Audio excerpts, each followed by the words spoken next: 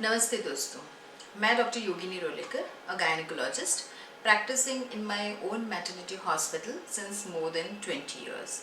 दोस्तों, आज बहुत ही इम्पॉर्टेंट टॉपिक के बारे में और बहुत ही कॉमन कंप्लेंट रहती है पेशेंट की, उसके बारे में डिस्कस करेंगे और वो है सफ़ेद पानी यानी कि वाइट डिस्चार्ज। कई पेशेंट्स को ये कंप्लेंट रहती है और ये 20 कॉलेज गोइंग गर्ल्स जो 20 इयर्स की होती है टिल मेनोपॉज की जो उम्र रहती है 50-55 इयर्स, वो लोगों की भी ये कंप्लेंट रहती है कि हमको सफ़ेद पानी की शिकायत है। ये जो सफ़ेद पानी रहता है या वाइट डिस्चार्ज रहता है, वैसे तो नॉर्मली भी थोड़ी मात्रा में रहता है और वो बहुत ज़रूरी रहता है। ये जो वाइट डिस्चार्ज रहती है पूरे 1 महीने में, मतलब जो अपनी मेंस्ट्रुअल साइकिल रहती है उसमें उसकी कंसिस्टेंसी, मतलब कि वो कितना थिक है या थिन है या फिर उसकी क्वांटिटी मतलब ज़्यादा है या कम है, वो वेरी करती रहती है। जैसे कि मासिक का जब अपना 14th डे है, जब ओव्यूलेशंस होता है, जब एग रिलीज होता है, तभी जो वाइट डिस्चार्ज रहता है उसकी मात्रा थोड़ी ज़्यादा रहती है और उसकी मात्रा तो ज़्यादा रहती है मगर जो कंसिस्टेंसी रहती है वो थोड़ी थिन रहती है। मगर जैसे कि मेंसेस आने वाला रहता है उसके पहले 2 दिन वो जो कंसिस्टेंसी होती है वो थोड़ी थिक हो जाती है और उसकी मात्रा कम हो जाती है, तो इसको हम नॉर्मल कहते हैं। मगर कई बार कंफ्यूजन रहता है कि किसको नॉर्मल कहा जाए और किसको एबनॉर्मल कहा जाए, कि ये एबनॉर्मल का किसको बोलते हैं और कभी हमको डॉक्टर को दिखाना चाहिए। तो जब भी ये वाइट डिस्चार्ज यानी कि सफ़ेद पानी आपको ज़्यादा मात्रा में आए, तो ज़्यादा मात्रा कैसे समझेगा कि आपको इतना आ रहा है कि आपकी अंडरवेयर गीली हो जा रही है या भीग भीग रही है वो आपकी अंडरवेयर, या उसमें से वाइट जो आपका जो डिस्चार्ज हो रहा है उसमें से स्मेल आ रही है, और कभी कभी इन्फेक्शन होता है तो वो वाइट के बदले थोड़ा ग्रीनिश या ब्राउनिश कलर भी हो जाता है। तो ये जब चीज़ें होगी तो थोड़ा एबनॉर्मल डिस्चार्ज इसको कहा जाता है। और दूसरा एक चीज़ होता है कि आपको वजाइना के वहाँ पे थोड़ा बर्निंग सेंसेशन आ जाए, वहाँ पर आपको ईचिंग आ जाए या आपको वहाँ पर खुजली आ जाए, तो उसको भी हम एबनॉर्मल कहते हैं। तो ये जब कंडीशन हो तो आपको तुरंत डॉक्टर के पास जाना है। डॉक्टर आपका चेकअप करेंगे और आपको उस हिसाब से एंटीबायोटिक्स या एंटीफंगल मेडिसिन देंगे। तो ये हो गई एबनॉर्मल वाइट डिस्चार्ज की बातें। कभी क्या होता है कि किसी को डायबिटीज़ हो, तो डायबिटीज़ होता है तभी भी ये फंगल इन्फेक्शन ज़्यादा होता है। तो ये जब रहता है कि आपको डायबिटीज़ है तो आपको थोड़ा चौकन्ना रहना है, और जब भी आपको ऐसा लगे कि ये ज़्यादा हो रहा है तो आपकी उसको ट्रीटमेंट लेनी बहुत ज़रूरी है। कहीं स्त्री या कहीं महिलाओं का ऐसा होता है कि जिसको वाइट डिस्चार्ज होता है वो डॉक्टर के पास जाता है, ट्रीटमेंट लेते हैं और वापस 3-4 महीने में वापस वही कंप्लेंट आ जाती है। तो ये जो घड़ी घड़ी आपको इन्फेक्शन हो रहा है या बार बार जो इन्फेक्शन हो रहा है, तो वो इन्फेक्शन न होने के लिए आपको थोड़ी सावधानी लेनी है। तो कौन सी सावधानी है? नंबर 1 कि आपको जो नीचे की एरिया जो वेजाइनल एरिया है उसको आपको क्लीन रखना है। क्लीन रखना है दैट डजंट मीन कि आप जितने बार बाथरूम जा रहे हैं या टॉयलेट में जा रहे हैं तो आप उसको साबुन से क्लीन करो, तो वैसी ज़रूरत नहीं है। आप जब भी बाथरूम जा रहे हैं या टॉयलेट जा रहे हैं तो आप अपना गुनगुना पानी से उसको क्लीन कर सकते हैं।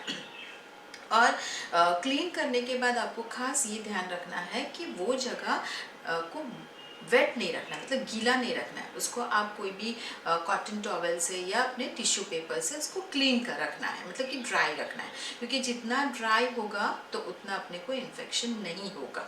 क्योंकि वेट होगा तो क्या होगा, वहाँ पे फंगल इन्फेक्शन ज़्यादा आ जाएगा।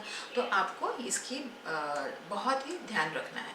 दूसरा चीज़ ये है कि आपको जो नीचे की जगह रहती है और आपको सपोज के मेंसेस आ रहा है, तो ऐसा नहीं है कि आप जो एक सुबह को मॉर्निंग में अपने पैड पहना है वो पैड आप इवनिंग तक रहो, वैसा नहीं करना है। आपको टाइम टू टाइम पैड बदलना है और वो जगह को वेट नहीं रखना है, उसको ड्राई रखना है। तो ये बहुत ज़रूरी है। तीसरी चीज़, जैसे आपको जब मेंसेस आता है तो ये जगह आपको क्लीन रखनी है, तो ये हो गया। एक इम्पॉर्टेंट दूसरी चीज़ है कि आप जो अंडरवेयर पहनते हैं वो कॉटन पहननी है, क्योंकि आप कॉटन पहनेंगे तो वहाँ पर जो पसीना होगा या आपकी जो वेटनेस होगी वो ड्राई रखेंगे, तो वो एक ज़रूरी है। तीसरा इम्पॉर्टेंट चीज़ है कि जो आजकल हम कई सारी लड़कियां, इवन लेडीज़ लोग रहती है, वो टाइट जीन्स पहनते हैं।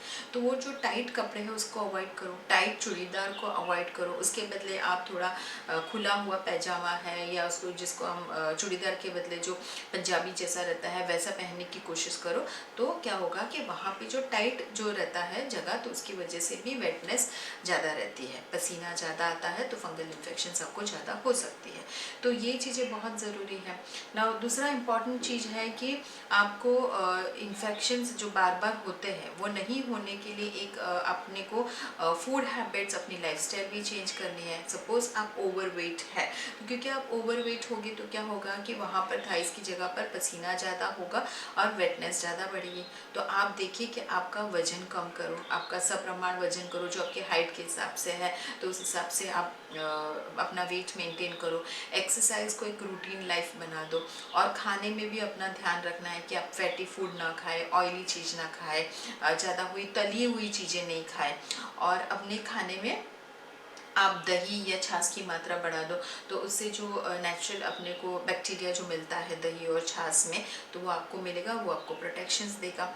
और लास्ट बट नॉट लीस्ट एक इम्पॉर्टेंट आपको बात कर देती हूँ वाइट डिस्चार्ज में, कि आपको सामान्य कभी भी कैसा रहता है कि कभी थोड़ी बहुत सर्दी खांसी हो जाती है, थोड़ा कुछ इन्फेक्शन हो जाता है, तो आप घड़ी घड़ी एंटीबायोटिक्स, ज़्यादा एंटीबायोटिक का भी सेवन करेंगे तो भी आपको वाइट डिस्चार्ज हो सकता है और आपको उसकी ट्रीटमेंट लेनी पड़ती है। तो इतना ध्यान रखेंगे अपने डाइट का और अपना पर्सनल हाइजीन का ध्यान रखेंगे, तो ये जो वाइट डिस्चार्ज की जो प्रॉब्लम है वो आपको घड़ी घड़ी नहीं होगी।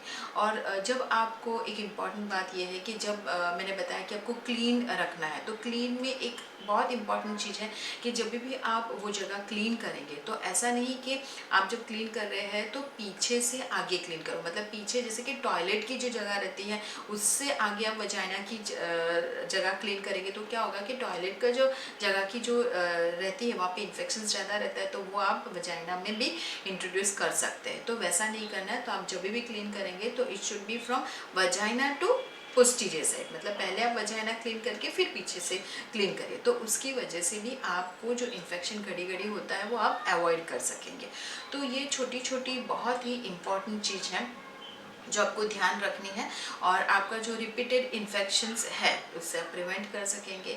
इसके अलावा आपको सपोज़ कि कुछ वाइट डिस्चार्ज के बारे में कुछ आपको क्वेरीज हो या आपको कुछ प्रश्न हो, तो आप हमें व्हाट्सअप कर सकते हैं या क्वेश्चंस मैसेज कर सकते हैं, तो हम हमारा ट्राई करेंगे कि आपका क्वेश्चंस हम सॉल्व कर सकेंगे। Thank you so much.